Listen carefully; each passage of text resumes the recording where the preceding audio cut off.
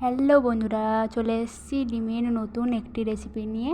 তো প্লিজ এই ভিডিওটি কেউ স্কিপ করবে না, প্রথম থেকে শেষ পর্যন্ত দেখবেন। তো তোমরা প্রথমে এই রকম সাইজের আলু কেটে নেবে, তারপরে কড়াইয়ে তেল দিয়ে দেবে। তেল গরম হলেই হালকা আঁচে আলুগুলি ভেজে নেবে। তারপরে নুন দিয়ে দেবে পরিমাণ মতন, তারপরে হলুদ দিয়ে দেবে পরিমাণ মতন, দিয়ে এই রকম 2 থেকে 3 মিনিট আলু নাড়তে থাকবেন। আলুগুলি লাল হয়ে গেলে নামিয়ে নেবে।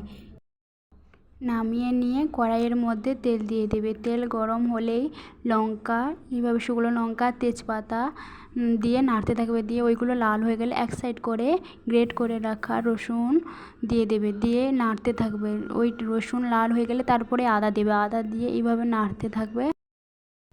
তারপরেই দিয়ে দেবো কুচিয়ে রাখা পেঁয়াজ, গ্রেট করা পেঁয়াজ, কাঁচা লঙ্কা কুচি দিয়ে এইভাবে ভালো করে নেড়ে নেব।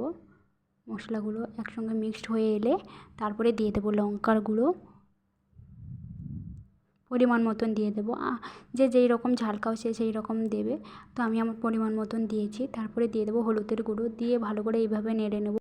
ভালো করে নেড়ে নেওয়ার পরে পরিমাণ মতন নুন দিয়ে দেবো।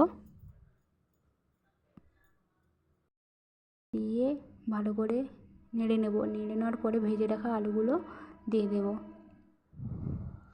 দিয়ে ভালো করে নেড়ে নেব।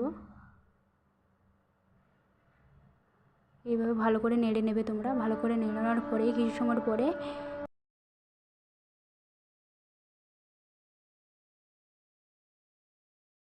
একটু ম্যাগি মশলা দিয়ে দেব।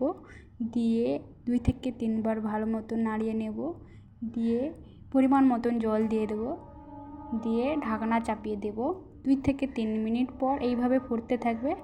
ফোটার ওর মধ্যে 3টে কাঁচা ডিম ফাটিয়ে দেব। তো তারপরে 2 থেকে 3 মিনিট ঢাকনা চাপিয়ে রেখে দেব। তারপরে গরম মশলা ছড়িয়ে দুপুরে গরম ভাতের সাথেই পরিবেশন করবেন। তো ভিডিওটি কেমন লাগলো বন্ধুরা, তোমরা কমেন্ট করে জানিও।